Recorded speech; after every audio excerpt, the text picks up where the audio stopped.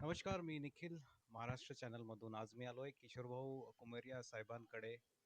भाजपाच्या ह्या दबदब्यामध्ये उबाटाची मशाल जी जळवली आहे, ती किशोरभाऊ कुमेरिया ह्यांनी जळवली आहे. 2 सीट्स उबाटा ह्यांचे आलेले. उद्धव बाळासाहेब ठाकरे यांचे शिवसेनेची 2 सीट नागपूरमध्ये आले आणि त्यातले एक जे नगरसेवक जिंकून आलेत, ते किशोरभाऊ कुमेरिया साहेब आहेत.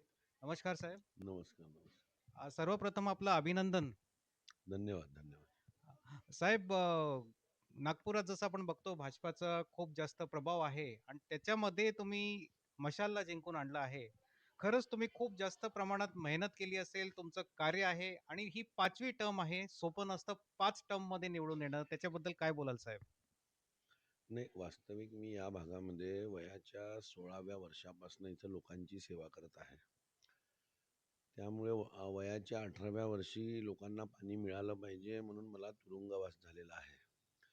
आणि तेव्हापासून सातत्याने मी लोकांना जो त्रास होतो, तो त्रास होऊ नये यासाठी रस्त्यावर उतरून, कधी आंदोलन करून, कुठल्याही ऑफिसमध्ये जाऊन अशा प्रकारचं काम मी तेव्हापासून करत आहे. त्याच्यानंतर मी निवडणुकीला 2002मध्ये उभा झालो. मूलभूत सुविधाचा फार मोठा अभाव इथे होता.